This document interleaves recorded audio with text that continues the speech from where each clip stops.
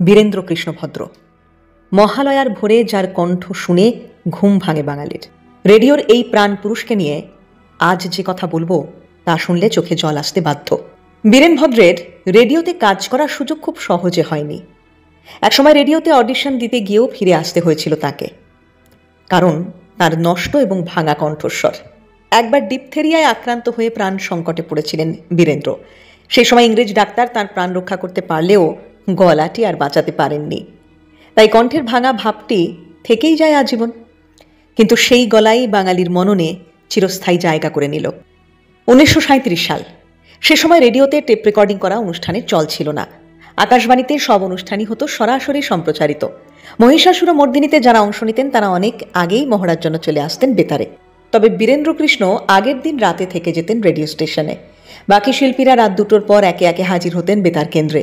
ভোরে অনুষ্ঠান শুরুর আগে স্নান করে গরদের ধুতি এবং পাঞ্জাবি পরে চণ্ডী পাঠে বসতেন বীরেন্দ্র কৃষ্ণ ভদ্র। সেসব ইতিহাস অল্প বিস্তর আমরা সবাই জানি। কিন্তু জানেন কি, বীরেন্দ্র কৃষ্ণ ভদ্রের জীবনের শেষ সময়টা মোটেই সুখকর ছিল না। স্টাফ আর্টিস্ট হয়েই অবসর নিয়েছিলেন তিনি, ফলে জোটেনি পেনশন।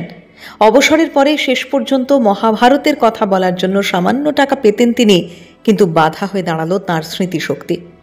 যে স্মৃতিশক্তি ছিল বীরেন্দ্রর গর্ব, 80-র দশকের প্রথম থেকেই তা লুপ্ত হতে শুরু করে ক্রমান্বয়ে।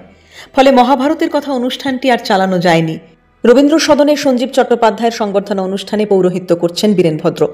যখন বলতে উঠলেন তখন ভুলেই গেলেন কে সঞ্জীব চট্টোপাধ্যায়। যে উপহার সামগ্রী সঞ্জীববাবু পেয়েছিলেন তা তুলে দেন বীরেন ভদ্রের হাতে। সেই সময় সঞ্জীবের হাত ধরে আকুল কান্নায় ভেঙে পড়লেন বীরেন ভদ্র। শেষ পর্যন্ত অর্থাভাব মেটাতে পাড়ায় পাড়ায় অনুষ্ঠান উদ্বোধন করে বেড়াতেন তিনি। অর্থনৈতিক দিক ছাড়াও সম্মানের দিক থেকেও বঞ্চিত ছিলেন বীরেন্দ্র। সরকারি খেতাব বা পুরস্কার কোনোটিই জোটেনি তার কপালে। পেয়েছিলেন কেবল গুচ্ছের চাদর আর উত্তরীয়। অবসর নেওয়ার পর একদিন আকাশবাণীতে একটি দরকারে গিয়েছিলেন তিনি, কিন্তু সিকিউরিটি গার্ড তাকে ঢুকতে বাধা দিয়েছিলেন। সেদিন খুব অবাক হয়েছিলেন বীরেন্দ্র কৃষ্ণ ভদ্র। নিজের পরিচয় দেওয়ার পরেও যখন তাকে সিকিউরিটি অফিসার পাস ছাড়া ভেতরে যেতে দিল না, তখন চরমভাবে ক্ষুব্ধ ও অপমানিত হলেন।